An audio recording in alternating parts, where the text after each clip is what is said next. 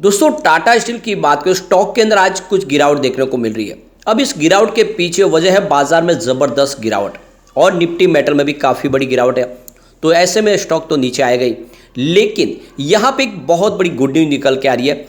Tata steel लगातार जो decision ले रहे हैं वो आने वाले समय में टाटा स्टील की प्राइस को काफ़ी ऊपर तक लेके जा सकते हैं। ब्रोकरेज हाउस की क्या राय है टाटा स्टील को लेकर और क्या इस गिरावट का फायदा हमें उठा लेना चाहिए, क्योंकि जल्द ही कंपनी अपनी सब्सिडीज कंपनी का मर्जर करने जा रहे। सभी जितनी कंपनियां वो सारी एक ही अम्ब्रेला के नीचे आने वाली है और ऐसे में आने वाले समय में इसकी प्राइस डेफिनेटली बढ़ सकते हैं इस लेवल से तो काफ़ी ज़्यादा। तो क्या इन्वेस्टमेंट करना चाहिए? तो यहाँ पे बहुत सारी बातें जिसको इस वीडियो के माध्यम से समझेंगे और इसकी परफॉर्मेंस को देखेंगे। वैसे स्टील सेक्टर बहुत ज़्यादा दबाव में पिछले 1-2 साल से, और इसके पीछे वजह है जियो पॉलिटिकल टेंशन। जब से रसिया यूक्रेन का युद्ध शुरू हुआ यूरोपियन बाजार में उसका असर देखने को मिला निगेटिव। इसके अलावा इन्फ्लेशन की प्रॉब्लम। ऐसे में जो मार्केट है ग्लोबल वो काफ़ी वीक है, लेकिन डोमेस्टिक मार्केट में डिमांड बहुत ज़बरदस्त है। और जिस तरह से सरकार एक के बाद एक अनाउंसमेंट कर रही है, आने वाले समय इस सेक्टर में एक ज़बरदस्त तेजी आ सकती है। तो क्या इस समय इन्वेस्टमेंट करना चाहिए? लेकिन फ्रेंड उससे पहले अगर आप पहली बार हमारे चैनल पे आए तो चैनल को सब्सक्राइब कर दीजिए, एक बेल आइकॉन दबा दीजिए ताकि जब भी नया वीडियो बने पहला नोटिफिकेशन आपको मिले। वीडियो पसंद आए तो लाइक शेयर जरूर कीजिए। चलो फ्रेंड्स वीडियो स्टार्ट करते हैं। मैं हूँ आपका दोस्त एस.बी. दवे और हमारे अपने चैनल ऑनलाइन कमाई में आपका बहुत बहुत स्वागत है।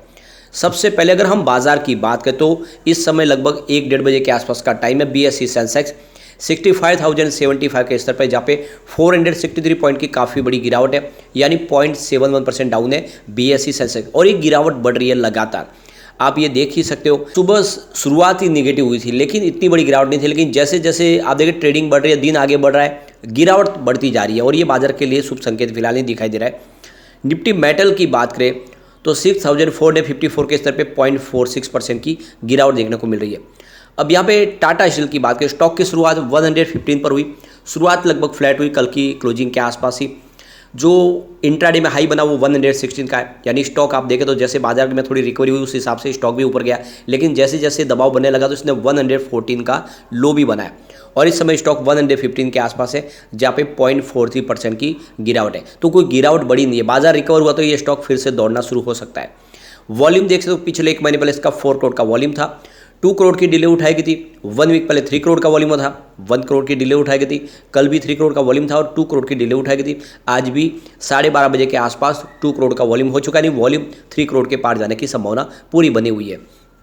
आप इसकी परफॉर्मेंस को देख सकते हो कि यहाँ पे 95 का 52 वीक का लो और 124 52 वीक का हाई है जो रिसेंटली इसने बनाया था। अभी इस समय 115 के आसपास नहीं, ऊपर के लेवल से 9 रुपये नीचे आपको मिल रहा है। आप इसकी परफॉर्मेंस को देख सकते हो। 9 अगस्त को स्टॉक 120 के आसपास था, 1.7% की तेजी बनी थी।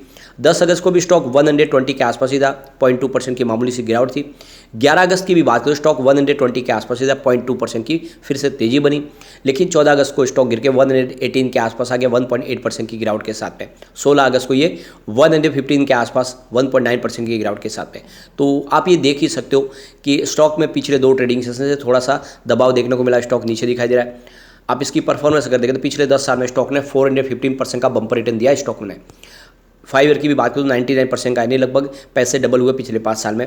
2 ईयर की बात करें 23% की गिरावट है, लेकिन 1 ईयर के हिसाब से 2% की यहाँ पे रिकवरी देखने को मिली है। 6 मंथ के हिसाब से लगभग 3% की तेजी है और 3 मंथ के हिसाब से यहाँ पे लगभग 9% की पॉजिटिव रिटर्न देखने को हमें मिला है, लेकिन 1 मंथ के हिसाब से लगभग 2% की गिरावट है और 1 डे के हिसाब से 3.75% की गिरावट है। कुल मिला के देखते हो कि पिछले 1 महीने से इसमें दबाव थोड़ा सा हमें देखने को मिल रहा है ऊपरी लेवल से आने के बाद। अब यहाँ पे टाटा स्टील को लेकर यस सिक्योरिटीज के हिसाब से इसमें खरीदारी की सलाह है और उनके हिसाब से देखें तो 133 का टारगेट देखने को मिल रहा है। इसके अलावा सेंट्रम ब्रोकिंग ने भी 133 का टारगेट दिया है। दूसरी तरफ अगर टिप्स टू ट्रेड की बात तो वो इसको लेकर थोड़े से बुलिश नहीं है। उनके हिसाब से देखें तो 123 का एक रजिस्ट्रेशन मजबूत है और नीचे मंदी की स्थिति बनी हुई है। 117 के नीचे स्टॉक जाएगा तो फिर 111 तक भी जा सकता है। तो जैसे कि आप देख रहे हो स्टॉक 115 के आसपास आए तो इस गिरावट में 111 तक भी जा सकता है। अब इसके बीच में यहाँ पे देख सकते हो कि एक बड़ी अपडेट है। टाटा स्टील के CEO टीवी नरेंद्र की तरफ से कहा गया है कि वो आने वाले समय में कोई भी नया अधिग्रहण नहीं करेंगे, यानी कोई और नई कंपनी नहीं खरीदेंगे। फिलहाल उनके पास इतनी जगह है, इतनी कैपेसिटी है कि वो अपने बिजनेस को ही आगे बढ़ा सके, यानी उनके पास ऑलरेडी जो पहले अधिग्रहण कर चुके हैं उसमें वो कैपेसिटी को एक्सपांड कर सकते हैं और उन्होंने अपना टारगेट भी सेट कर दिया है आने वाले 2030 तक। जो अभी समय टोटल जो 22 मिलियन टन की कैपेसिटी उसको 40 मिलियन टन पर एनुअल के हिसाब से वो कर लेंगे।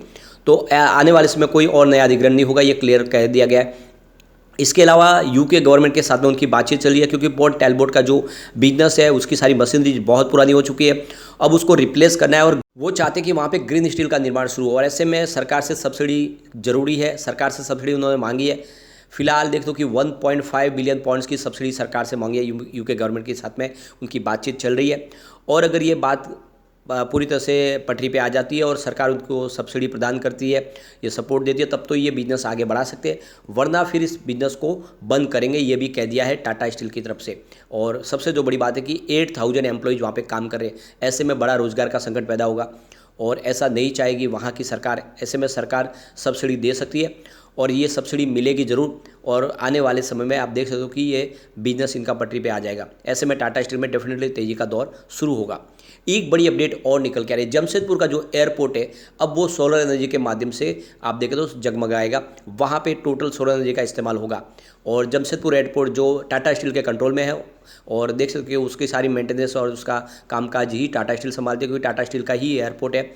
तो आप देखो कि टाटा स्टील ने यहाँ पे देखो कि सोनारी एयरपोर्ट जो है उसके लिए देख सकते हो कि यहाँ पे MOU साइन किया है। इसमें देखें तो अब सारी की सारी जो फैसिलिटीज सोलर एनर्जी के माध्यम से चलेगी और इसके लिए 41 मेगावाट की यहाँ पे रूफटॉप लगाए जाएंगे टाटा पावर की तरफ से। तो इसके लिए टाटा पावर के साथ में एग्रीमेंट साइन किया है टाटा स्टील ने, और इसके लिए अब जाके टाटा पावर वहाँ पे रूफटॉप और फ्लोटिंग के माध्यम से सोलर पैनल्स लगाएंगे और पूरा का पूरा एयरपोर्ट है वो सोलर एनर्जी के माध्यम से अब ऊर्जा का इस्तेमाल कर पाएगा। और टाटा स्टील चाहते हैं कि सस्टेनेबिलिटी में तेज़ी से आगे बढ़े, वो ग्रीन स्टील की तरफ आगे बढ़ रहे, इसके अलावा ग्रीन एनर्जी का ज़्यादा से ज़्यादा इस्तेमाल करें।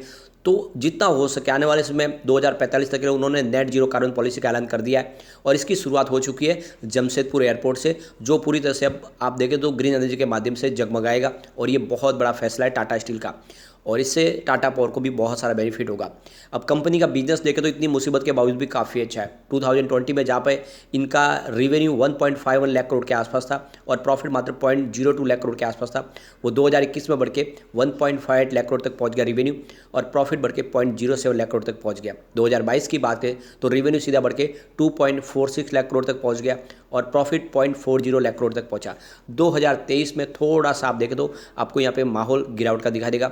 रेवेन्यू 2.4 लाख करोड़ के आसपास है, जो मामूली सा कम हुआ है, लेकिन प्रॉफिट में काफ़ी कमी आई है, 0.09 लाख करोड़ का प्रॉफिट हुआ है। इसके पीछे वजह है कि इन्होंने एक ब्रिटिश पेंशन स्कीम का जो बड़ी अमाउंट थी वो दी है, जिससे आने वाले समय में जो वहाँ के एम्प्लॉयज़ है उनका भविष्य उन्होंने सुरक्षित कर लिया है, जिस वजह से इस रिजल्ट में वो कमी दिखाई दे रही है। ओवरऑल देखें तो प्रदर्शन अच्छा है और इंडिया के बाजार में तो बहुत अच्छी डिमांड निकली है।